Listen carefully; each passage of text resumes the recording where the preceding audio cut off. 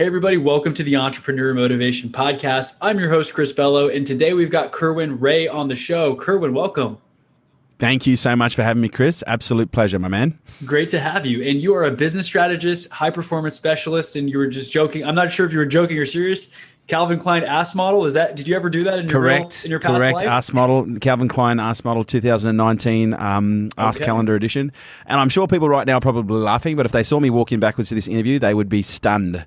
No, I'm kidding. I'm not an ass model for Calvin Klein. I'm actually working hard just to get an ass, to be honest, but that's a whole nother story. Yeah, no, I mean, I have to say from your pictures and your stage presence and everything, I could see, you work out, you fill out the shirts and stuff. So I think you can have a shot at the Calvin Klein model thing if you really wanted to.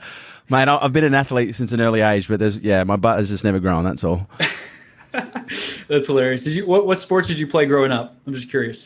Mate, my first, I guess you could say foray into athletics was actually little athletics, and I was an all-rounder. So I'd sprint, long jump, high jump. The only thing I wasn't really good at was distance sports. And then I played soccer and football at school. But where I really excelled as I developed as an athlete was in sprint sports. So high intensity, short sprints. So 100s, 200s, relays, swimming. And then I got into Look, I did a bit of everything. My mum was she was a little bit, very protective. She tried to wrap us up in cotton wool, so I wasn't allowed to do as many of the impact sports as what I would have liked to. But, by the time I think I had my first weight set at probably 11. I started competing in bodybuilding and powerlifting at the age of 14, 15. And I also started competing in competitive fight sports at the age of, I think I was about 12 when I had my first tournament in fight sports. So, I've had a very strong athletic discipline growing up. I went through what I call my FAPI stage. Interesting, not a lot of people actually talk about this, but I went through a FAPI stage. I call it my fat and happy stage when I got married. It was back in, it was 2014, but I met my ex-wife in 2011, and I think it was from about 2012 to 2016 and a half, almost 17, I became quite a bit of a chubby guy, which is interesting because people who follow me on social, when I first started getting lots of attention on social, it was around 2015, 2016, so I was in my fappy stage. And then all of a sudden, after I went through my separation and divorce, I got back into shape. And everyone's like, oh, my God, you've got back into shape. Oh, my God, you've transformed your body. I was like, no, I just lost all the fat that I put on when I got, that middle-aged spread. Man, but anyway. It's so funny how that works. And I don't want to go too much on a tangent, but same thing with me. When people meet me, I used to weigh 20 pounds more, and I wasn't really necessarily fappy, I don't think. I thought I was buff, but my face was rounder. I had big biceps, but I had no abs, right? So yeah, right. It's interesting a difference it can make, because then people see your old pictures and they think you were fat, or they see your new pictures and they're like, wow, you lost so much weight. But in any case, thank you for that background. I mean, the Calvin Klein model, if you ever want to do that, I think you can pivot into it. But who is Kerwin Rae? I know you're a business strategist, and I saw your LinkedIn profile. You've got YouTube content everywhere. But for our audience, if you were to summarize it in 1 to 2 sentences, how would you introduce yourself? I am obsessed with human performance in the areas specifically relating to business and personal performance. And personal performance can relate to any area of life. I talk about I work with not only professional entrepreneurs, which I class, by the way, as professional athletes. I also work with elite professional athletes. I've worked with elite spec ops. I just love working with people that want to live at the highest rate of potential that's possible, who in most cases don't know how because of whatever their circumstances or situation is. Yeah, because how do we know what our limits are if we never really try, right? I mean, I'm struggling with that as well. So maybe we'll have some breakthroughs on this conversation of what is possible, right? I mean, if you only know what your life is and what you grew up and your friends do a certain thing, and maybe that's what you do until you see that someone else is having success at another level, I think that's when it unlocks for a lot of people. So what you don't know, you may not know what you don't know, right? Oh, look, you don't know what you don't know. And we really are, for the most part, ignorant until we do know something. But for me, when anyone says, well, what do we really, where does our potential lie? I say, go and look at the Red Bull channel on Instagram. Go and look at, there's that video called, I think it's called Incredible People, or Incredible Humans. People are awesome. Is that it? People are awesome. That's it. Or go and watch, the X Games and see the highlights from the X Games. And that's where you get to see people can, go and look and study a bumblebee. A bumblebee based on the laws of physics should not be able to fly. Yet every single day, millions, if not billions of these little critters get up and they defy the laws of gravity, in order to maintain and function within their ecosystem. They just they weren't ever told that they can't fly, thankfully. But human potential really lies in our psychology. And most people, are looking for that extra mile. But in most cases, they're looking outside. They're looking outside themselves. And I don't realize the extra miles are 6 inches between your brain. 6 inches, I should say, between your ears. It's your ability to be able to think in ways that most people can't, but also to be able to understand what certain signals really mean. Because when we look at potential and the expression of potential, most people don't express potential because of fear or pain. And most of those indistinguishable between each other. But once you start to understand, a pain signal is a very positive signal. A fear signal is a very positive signal. I love feeling pain. And I'm not a sadist by any stretch of the imagination, but you can ask anyone around me. I absolutely thoroughly enjoy what I call transcendental pain, because when you're able to surrender to pain in a way where you just stop reacting, all of a sudden you get access to levels of insight about yourself, and you just start to realize that pain is just a signal that literally comes from the brain. And when you can surrender to that, it's actually a transcendental experience. Fear, to me, is a signal of potential, because whatever we're afraid of, on some level, it's false. If you look at fears from a primal perspective, we're only born with 2-3 fears. And those 3 fears that we're fundamentally born with is the fear of loud noises, the fear of falling, and the fear of abandonment. Because when a child is born, if it doesn't, mothers release enormous amounts of oxytocin to ensure that they nurture that child. And we know what happens when we watch National Geographic when a mammal is born and the mother abandons it because it's got some form of, it's either scared away or it's got some sort of biochemical issue. That little baby ends up being, the meal for the lions. And so every single fear that we've learnt, in most cases, it's either been adopted or learnt from our environment, or it's been adopted through epigenetics. It's actually been an ancestral donation that's come from your mum, your dad, your grandparents. But what you don't realize is a fear, for the most part, is an unconscious choice that we make. But in most cases, in response to something that we're either genetically wired to respond to or that we've been psychologically programmed to respond to. But most people never question their fears. Most people never question the meaning of pain. I think it was even Buddha that said it himself. Pain is the greatest awakener. And once you see pain for what it is, which is something that is designed to wake you up, once you see what fear is, which is a signal to get your attention, most fears are irrational. Some fears are rational, don't get me wrong, but the majority are just simply not rational at all. Yeah, I love the phrase "fear is false evidence appearing real," because until we break, I prefer the one myths, I prefer the acronym "fuck everything and run." There's 2 definitions of fear. Yeah, it could be false evidence or fuck everything and run. Look, it is for the most part, it is false evidence. Because when what's interesting is when you survey the general population, Chris, and you probably know this from your own experience. Do you know what the number 1 fear on the planet is? On the planet, bar none. Public speaking. And as far as I know, there's not one recorded death, or serious injury, maybe some panic attacks and some mental scarring. Yeah. But there's not one recorded death in history from someone standing up on stage and speaking in front of people. And this reminds me of something I was talking about on the weekend with my partner. So when I found out what the primal fears were, I obsessed over conquering them. So I did 200 skydives in 12 months. I went and trained with weapons and special forces, the Navy SEALs and European Special Forces. And not to run through mud, but to play with, live ammunition, live weapons, live rounds in really high stakes, high risk situations. Because what I didn't understand is when a munition goes off, when you have a percussion weapon that goes off, it literally automatically fires your automatic nervous system or autonomic nervous system. As is when a door is slammed or we hear a siren or something really loud that takes us by surprise, we go into stress immediately. When we fall, we go into stress immediately. And so I went on this journey of learning how to conquer these fears. And I used to strap a heart rate monitor to myself and meditate and free fall. And I worked with the special forces to just overcome those basic primal responses. But when I used to skydive, the one thing I used to love more than anything else, because I love, like you, mate, I love being witness and being a part of transformation. And so when I conquered my fear of heights, because I had a fear of heights, after a few dozen skydives, I had a fear of being on the ground. I just wanted to be in the air constantly.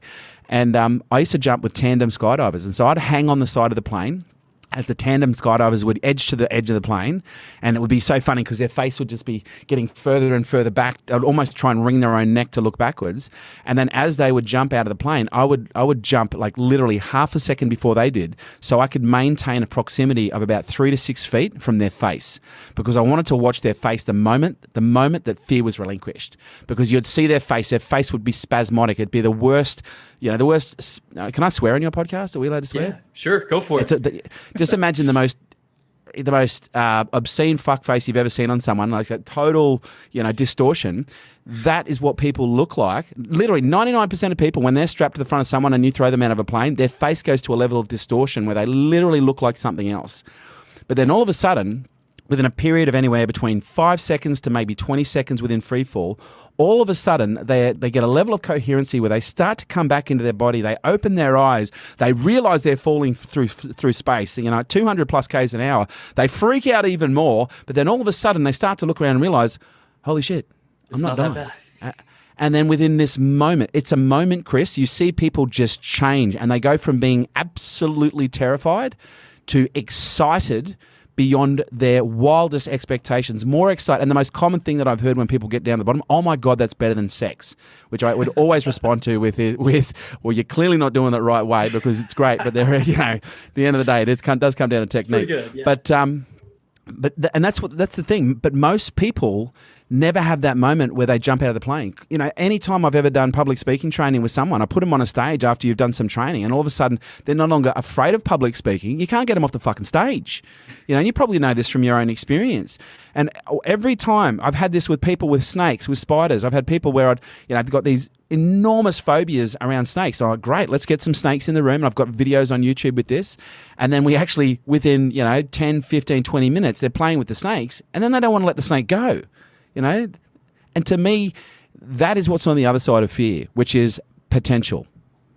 Potential is extremely powerful. I've been skydiving several times. I actually met a skydiver at the airport the other day, and he has over 5,000 jumps. And he's like, hey, we jumped together, right? And I don't have my license. I need to take the freaking test. But that moment rang so true when you were talking about that moment of fear, when you have that grimace, because it's different. It's not a roller coaster drop. It's a unique feeling. You have to go skydiving if you haven't gone yet to understand what we're talking about. But going from that fear moment to that ecstasy of like, this is fun, let's do that again, right? The adrenaline It's rush. Transcendental. It transforms. The energy transforms. Yes. And pain is exactly the same. Fear is the same. When you release your attachment to what you think pain means, and you just let it go and goes, okay, how does this feel if I don't grimace? How does this feel if I don't respond, like this really, really hurts? This is going to sound a bit strange, but some of the most enlightening experiences I've had, Chris, is when I've stubbed my toe. Because you stub your toe and you're like, oh my, and you're literally like in immense pain. You feel like you've just cracked the thing in half, and you go, what would it feel like if I just didn't respond that way? And all of a sudden, you let go. And whether it's a funny bone, a toe, dropping something, stepping on a nail, I've injured myself, broken enough bones to have plenty of opportunity to transcend pain. And after a while, you start to go, holy shit, there's a lot to be seen on the other side of pain, outside of just wincing or reacting to it and just feeling it. It's interesting. I think about like a kid, right? A kid will fall sometimes and they just feel like they have to cry. Like they don't even they're not feeling pain maybe. And they're just like, they start crying, and then you're like, no, it's okay. It's okay. And then they stop because they realize that maybe it doesn't actually hurt after all. And I actually heard about a friend who did like a 10-day Vipassana retreat or something, and he had back pain and leg pain.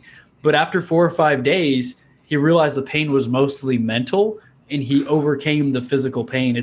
It's a crazy thing. Well, you've opened an interesting door there, because I've done Vipassana 7 times. And, that physical pain, when a kid falls over and cries, that's not a bad thing. That's the process of transmutation. And the best example I can give of transmutation is if you've ever seen 2 ducks on a pond that have an argument. If you get 2 ducks on a pond that have an argument, a territorial argument, they're going like quack, quack, quack, quack, quack, up against each other. And then at some point, they'll turn around, they'll spin the opposite direction, and they'll flap their wings really, really, really, really, really hard. And then they'll just relax, because there's this confrontation, there's this conflict. All this energy builds up, becomes very loud and big, and in some cases for people it's emotional. But then those ducks turn around and they've still got all this energy. And ducks don't cry. Okay, ducks don't fucking piss and moan. What do ducks do? They flap their wings, and what are they doing? They're releasing that energy from their body, because that energy is built up. And unlike humans, they don't sit there and process this and goes, well, that fucking duck, that duck was an absolute prick. I should have said this. They just go, I've got this buildup of energy, and I know primarily when I have this buildup of stress. Okay, I don't recognize it as being unhealthy, but I just know what I need to do. I need to get it out of my body. And so when a child trips and falls and cries, I don't discourage my child. When my son cries, all I do is hold him, because what I realize is if he hurts himself, or if he's experienced some psychological perception or perspective or event that he has found to be some mildly, moderately, or severely traumatic, I don't want to redefine that moment for him. I want to help him regulate that moment. I want to help him regulate what that feels like. And so for me, and Vipassana is the perfect example, when you're experiencing bodily pains that come up in Vipassana, it's not in the mind, it's actually in the body. It is energy, it is stress, it is emotion, it is memories, it is experiences that have been trapped in at a cellular level. And this is what we know now. Our body is a storage system of information. Yes, we have neurotissue in our brain, but we've also got neurotissue in our heart. We've also got neurotissue in our gut. So we store information. We've got, by the way, neurotissue through our entire body. We store information through our entire body. And I'm sure you've heard of people that have had traumatic events and all of a sudden they've lost the ability to use parts of their body. And that is in itself an expression of what happens when, if we look at it from I guess you could say an Eastern perspective, it's when energy gets trapped in certain areas, meridian lines become blocked. And so when those meridian lines become blocked, certain things don't function as well. And so when you have the opportunity, like you would at Vipassana, where you sit down and you have the opportunity to have a single-minded focus on the body, and Vipassana, the translation of Sanskrit Vipassana is to see things as they really are. And when you start with Vipassana, the first thing they give you is Anapana, where you focus on the breath. Okay, so it's 4 days of just focusing on a little triangle of right below your nose to the point where you can feel your breath flowing out and your breath, because most people, if you said right now, can you feel the breath? If you were to breathe really gently through your nose, in and out, can you feel it? Most people are like, nah. But after 4 days of just focusing on that, you're like, fucking hell, that tickles. But then they give you Vipassana, and then you start at the crown of your head, and you then start feeling not just the tip of your under your nose, your Cupid's bow. You start feeling the top of your crown, and then around your head, then around your temples, and after 10 days, you're able to feel any single part of your body, and you realize that every single point on your body, you can feel that very tip. You can literally pinpoint any part of your body and just go, fuck, I can feel that, because you've focused your mind on it. But what you start to realize is any part of your body that you focus on, it's just a vibrating little sensation. And what you start to realize is your body is nothing more than an energetic signature in a material space. But when you close your eyes and you tune into it, it's just energy vibrating at a specific rate of frequency that gives it the appearance of mass. And anyone who's done basic physics would know, even atoms, localized atoms are 99.99999% recurring energy. Okay, and that little tiny 0.1110.1 recurring percent that they thought was mass, now they don't even assume isn't mass. So there's a lot of stuff that we don't know, but what we do know is experience, memories, trauma, emotion gets trapped in the body. But when you create the opportunity for that stuff to leave, it can come out in a range of ways. It can come out in physical pain. It can come out in emotional pain. People bursting into tears, crying. All of a sudden, their back is aching. And for me, I love someone who made this really simple and basic was Louise Hay. And she really kind of, I guess you could say, mainstreamed what would have been referred to as Bodytalk medicine, where you start to realize that anytime you have any ache, pain, anything that shows up in your body has a correlation at some level emotionally.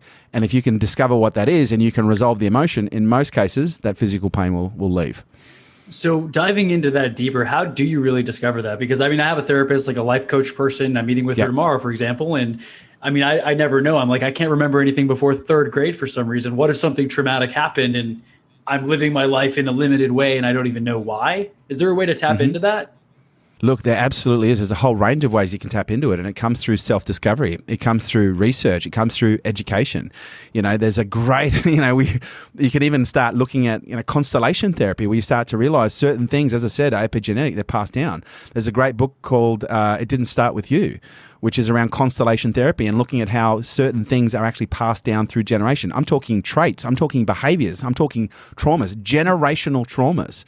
And we see generational traumas with indigenous people that have been passed down. We see generational traumas in the feminine population. There was almost a mass level of extinction going back, quite a number of years ago, where women were essentially almost purged from the planet because of the threat that they were considered to be to, certain religious orders. And when you start to realize there's a whole body of information out there around Bodytalk, around understanding the I guess you could say the reflexology of the body. What do different body parts relate to, and what do different sensations mean? You know, what does an infection mean? You know, what does sinus mean? Like, there are so many things that you can go. And by the way, and I'll quote Carl Jung here, sometimes a cigar is just a cigar.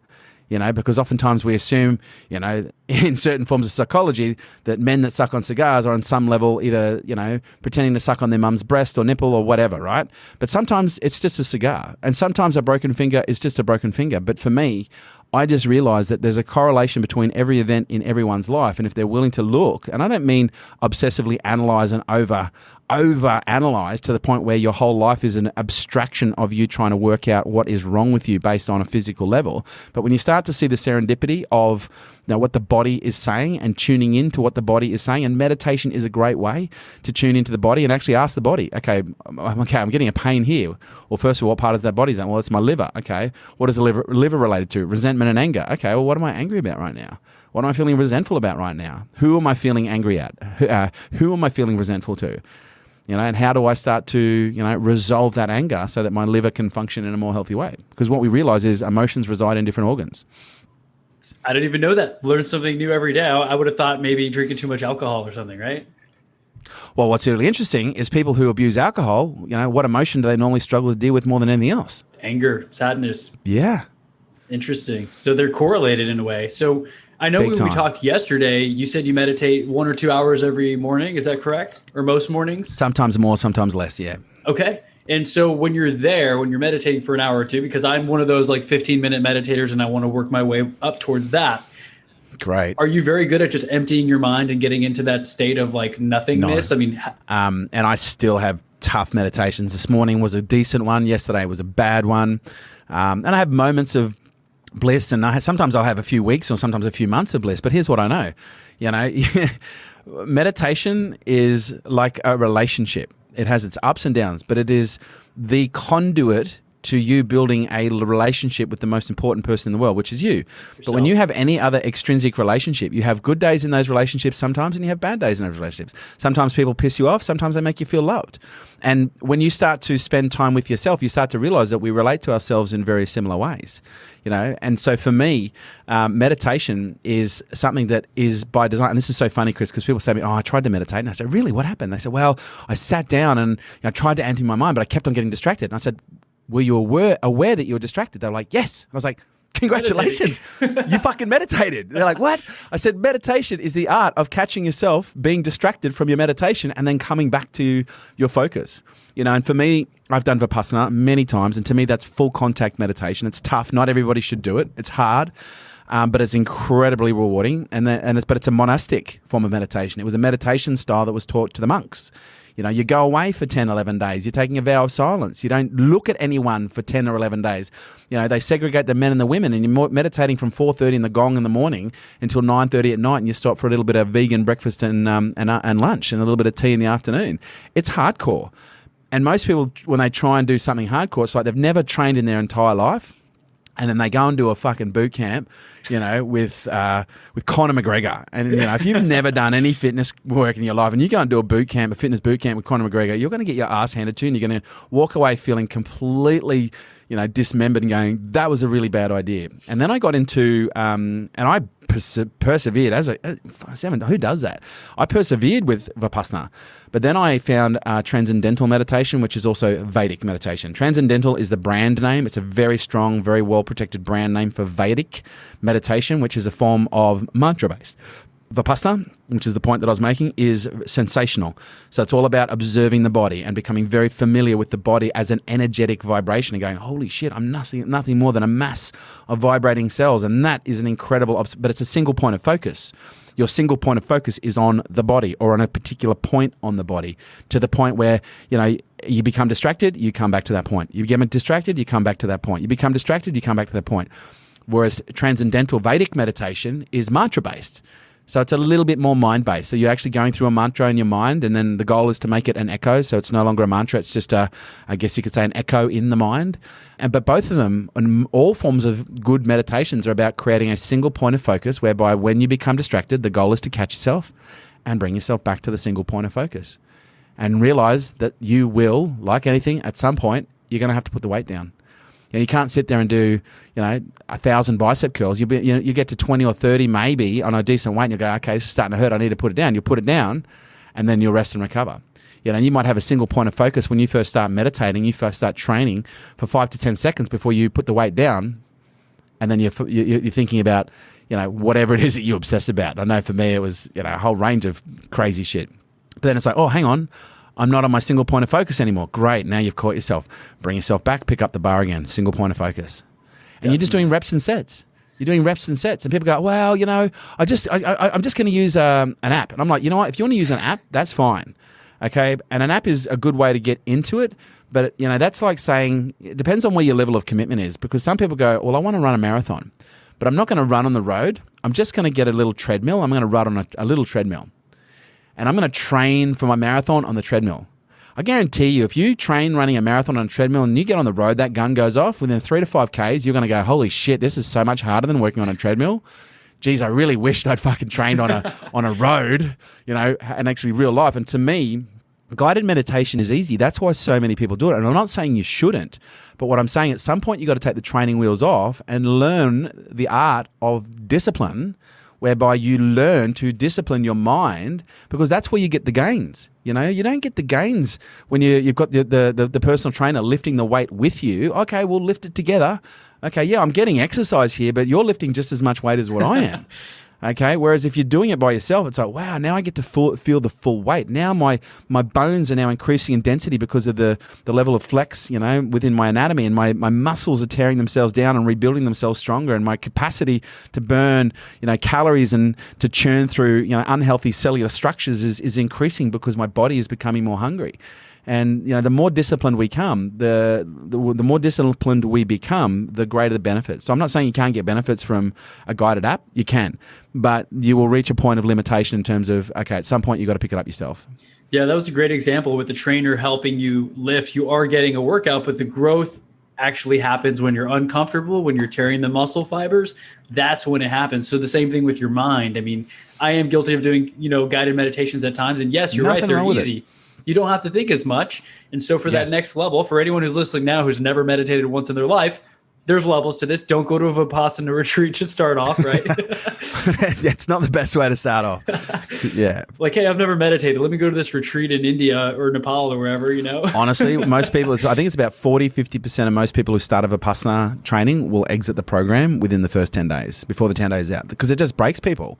It is very psychologically demanding because you are sitting with yourself. I had this conversation at lunch a couple of weeks ago where I was talking with a friend, and we were talking about Vipassana, and I told her what it was, and I said, I've done it like 7 times. And she's like, oh my God, crazy. That must be so lonely. And I said, well, it would be if you didn't know who you were. Wow. And if you didn't have a relationship with yourself. That's powerful. It is.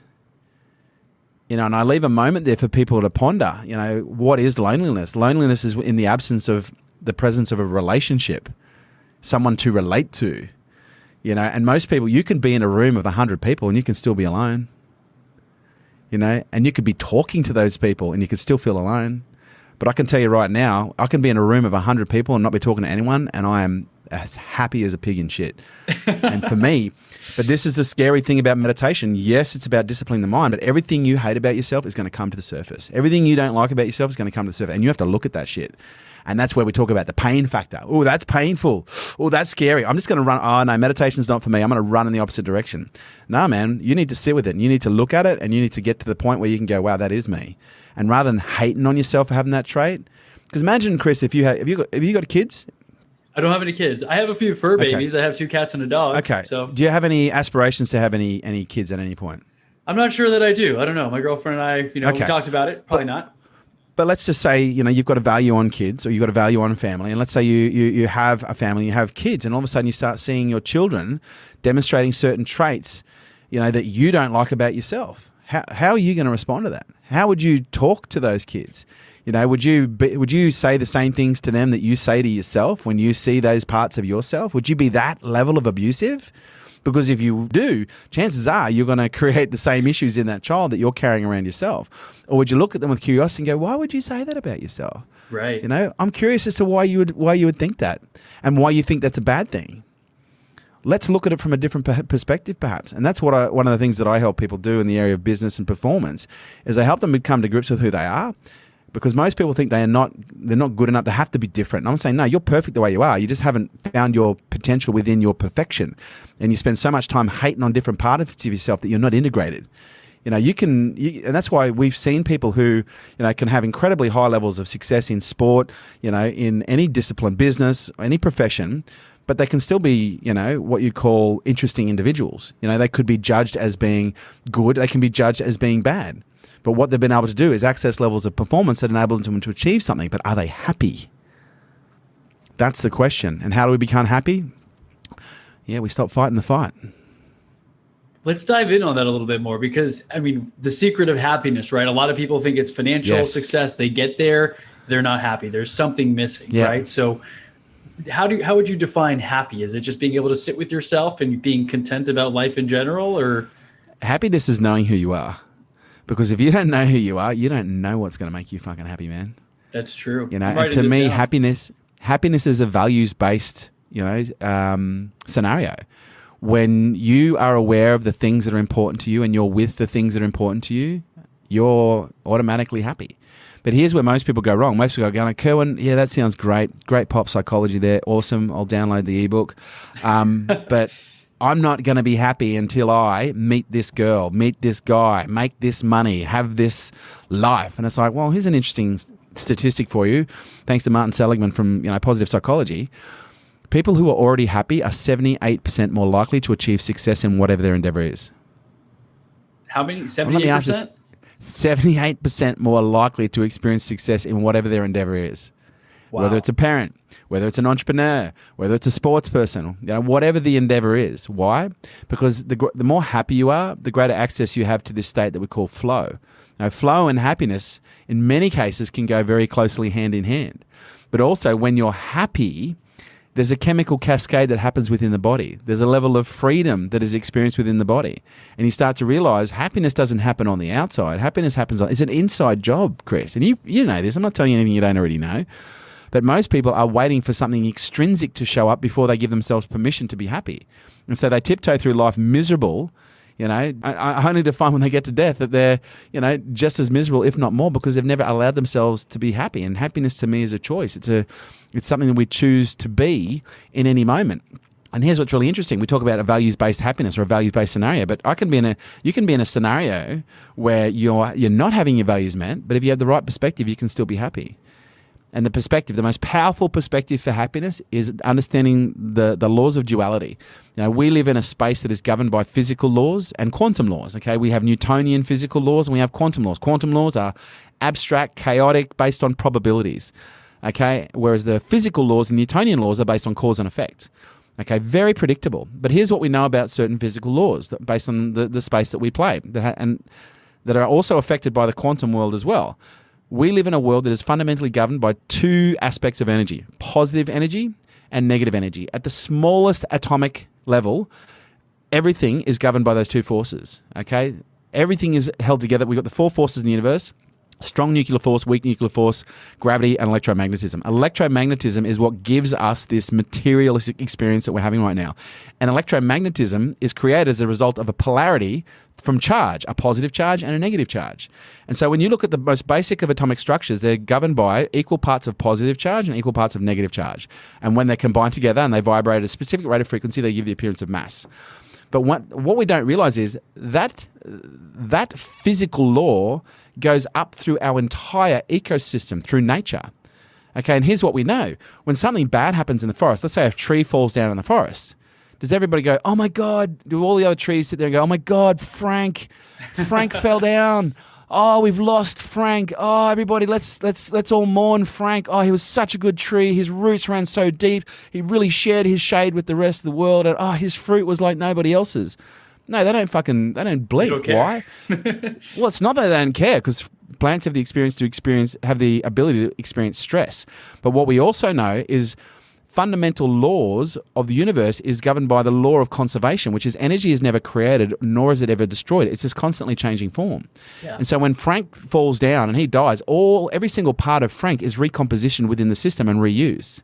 Every single part of him is recomposition and reused. But the only thing that's missing from the plant experience to the human experience is this thing called the human psychology.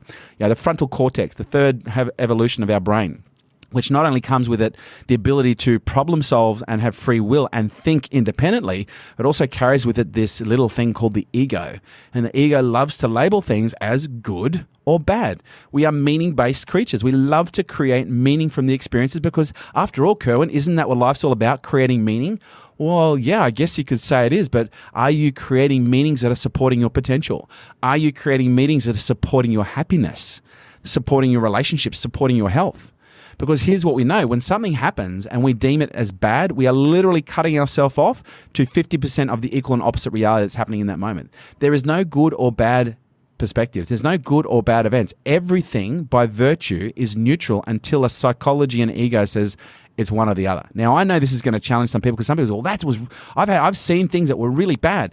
But I've also seen things that are really bad. I've had more, as I said to you yesterday, I've experienced more trauma than almost any other person. I've had 7 personal I've nearly lost my life 7 times, and so I've been in hospital. I don't know. I've had more hospital visits than most people have had hot breakfast. I've had more X-rays, more CT scans, more surgeries than most people have probably had holidays. But here's what I know. I could look at those things and label them as bad, but I've been able to create this beautiful thing called hindsight. And hindsight's this beautiful thing that everyone's familiar with it. Everyone's had a taste of hindsight. And Chris, I'm sure there's something in your life that at some point happened that was considered to be bad. And you're like, oh my God, I can't believe this happened to me. And then whether it's a few days, a few weeks, a few months, or a few years later, we have the opportunity to reflect on that thing and we go, you know what? Now that I think about it, I don't think that was all bad. Now that I think about it, I'm actually really glad that happened because if that hadn't happened, then I wouldn't be where I am today. Exactly. And I think everyone could look back on every single bad situation in their life and realize if that bad situation wouldn't have happened, you wouldn't be where you are right now, good, bad, or otherwise. And so then we start to go, you know what? Maybe I'm grateful that that happened. Maybe I'm grateful that that person broke my heart. Maybe I'm grateful that that person ripped me off because if not for that, I wouldn't have found this relationship. If not for that, I wouldn't have learned these lessons. You know what? Man, I'm really grateful for that. Sometimes it takes people 6 years to balance out the equation. What I'm suggesting and what I teach people how to do when it comes to high performance is you got to learn how to, you don't have to, but you can literally learn how to create hindsight within 6 seconds. Just by asking really basic questions. Something bad happens, you have a failure. Great. What's the benefit of that? No benefit. Keep asking until you get one.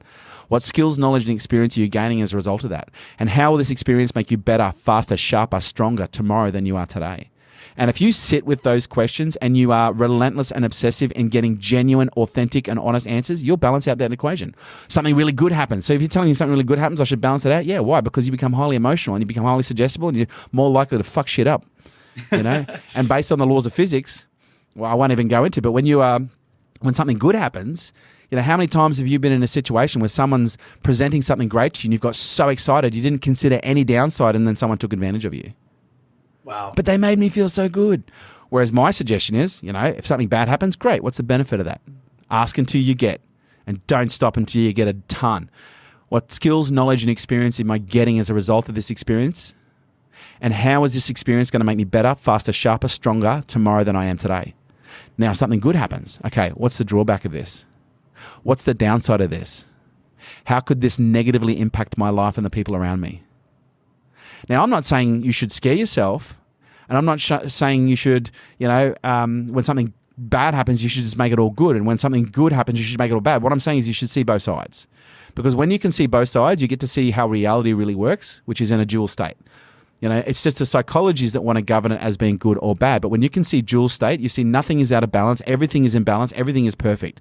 It takes a level of arrogance for a human to walk in and go, oh man, that tree should never have fallen down. That tree should never have fallen down. Who the fuck are you to dictate nature, human? Right. There is a giant world, if not massive, infinite galaxies and universes out there that is carrying on. You're a tiny little speck and you're saying that shouldn't happen?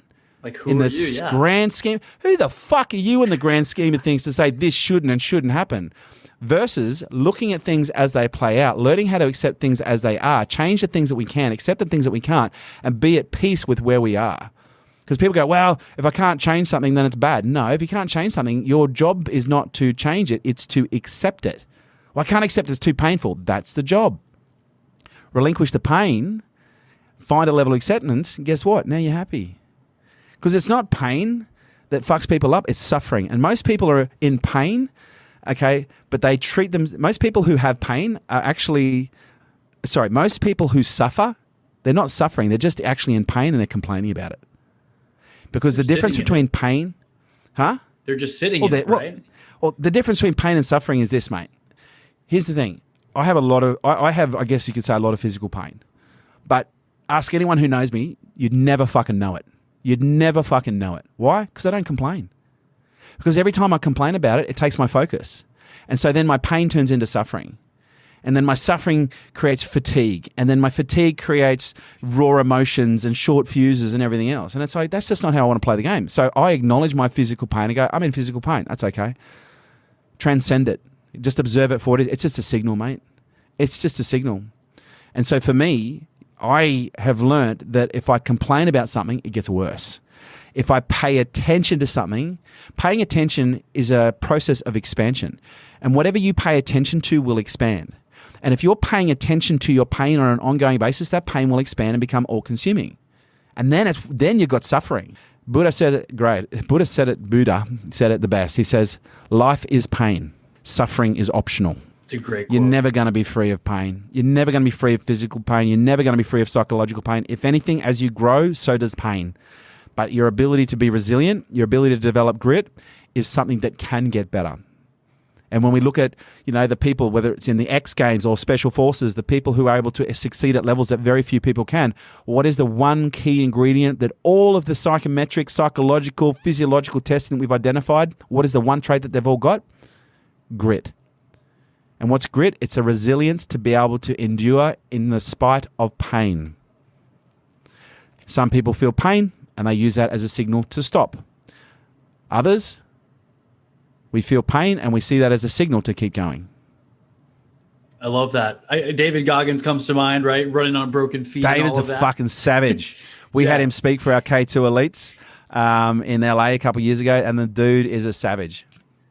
When I heard his story and I read that book, Can't Hurt Me, that really got me stopping. I stopped making so many excuses that I used to make of like, oh, it's too cold outside. I don't really need a cold shower. Now I'm like, this dude ran on broken feet. He crapped on himself in a race. Weapon. Pissed blood, right? So what excuses do I have? I need to actually go out there and make things happen. So very great stuff. I think there's another quote as well that the Marines say, pain is weakness leaving the body. I was always like, yeah, that's so true. You're getting stronger, right? As you're going through and pain, sweat is your fat crying. That's a good one too. Not as bad. Another great book, actually, on this subject. Especially with Special Forces, we can learn a lot from Spec Ops. Yeah. Jocko Willink. I don't know if you've heard of Jocko Willink. He's a massive brand these days. He wrote an incredible book called Extreme Ownership.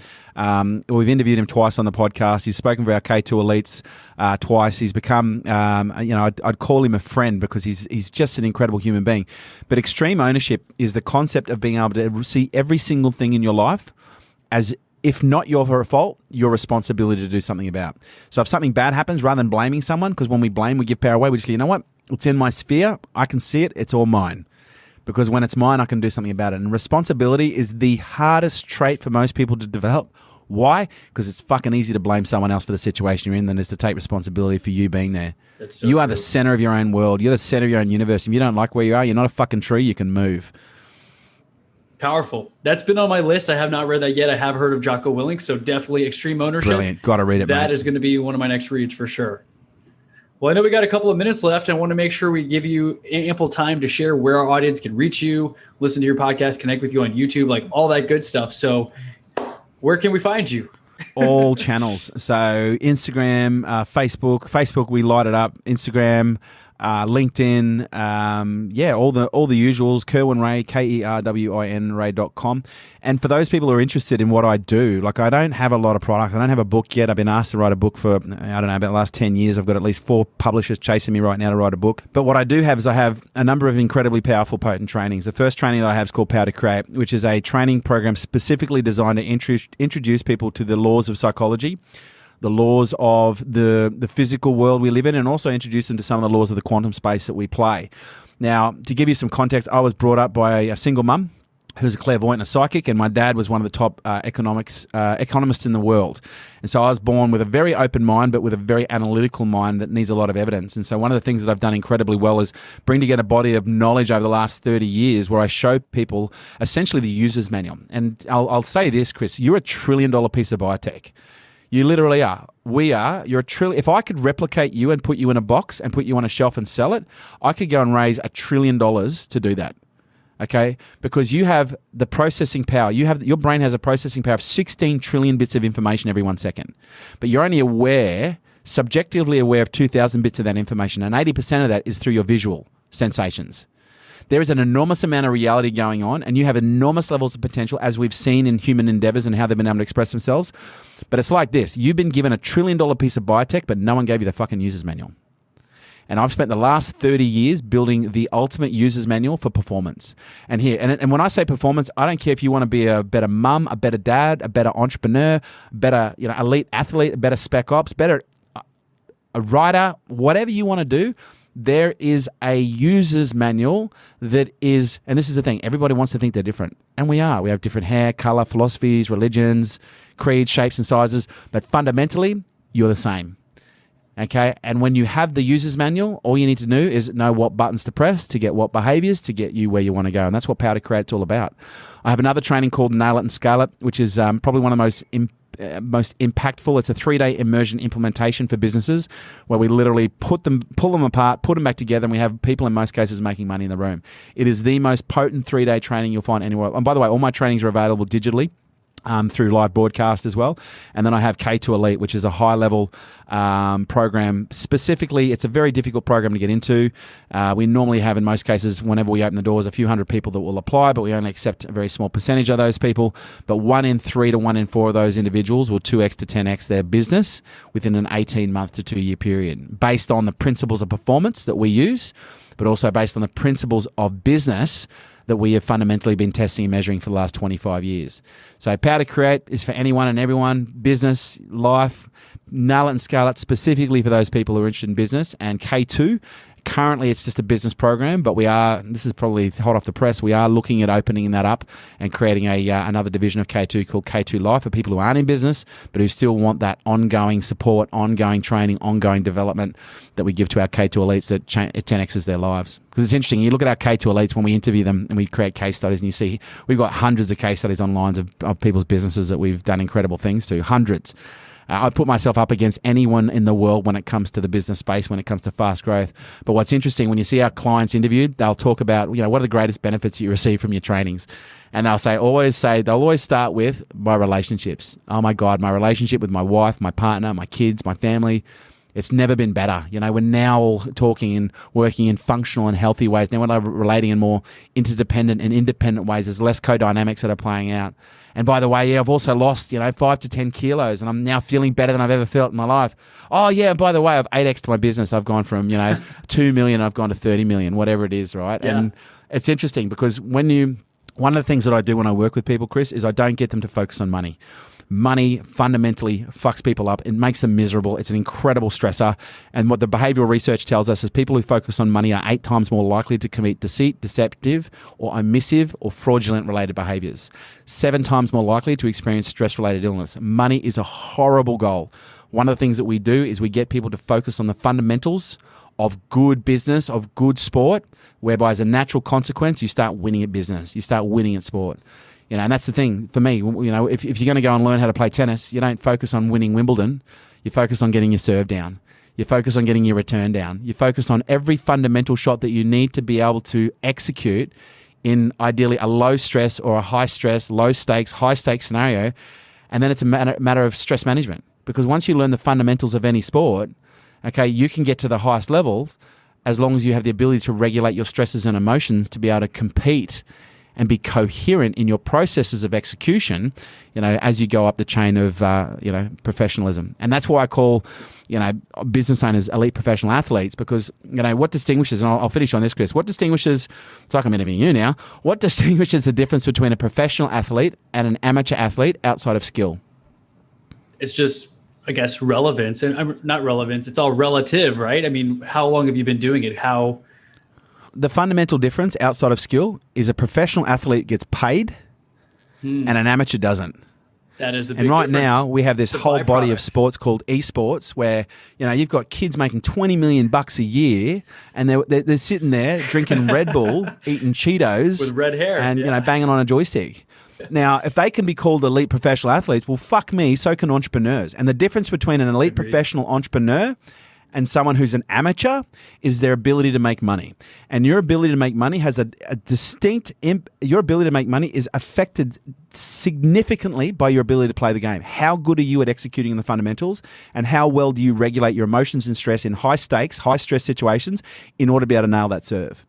Okay, and if you don't get paid, you're not an elite entrepreneur. And this is the thing. People call themselves entrepreneurs, but they've got a fucking Instagram account. If you're not getting paid to do what you do, you're an amateur. And that's fine, but just acknowledge where you are.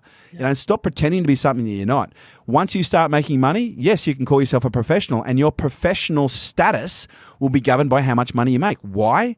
Because, when we look at Federer, when we look at the number one tennis players in the world, they earn more money than the number 100s and the number 1000s. Okay, and so if you're earning $10 a week and you want to call yourself a high-level, elite entrepreneur, maybe you need to just check yourself a little bit and check the ego at the door. I'm not saying you're not a professional athlete, professional entrepreneur. But what I am saying is, let's just be easy, as the way that we develop ourselves and build ourselves up to be, a professional athlete versus an elite professional athlete. That's a very strong distinction, because you're right. It is just a hobby. If you're not getting paid to do it, then it is a hobby. It's not really a career. You're not a professional.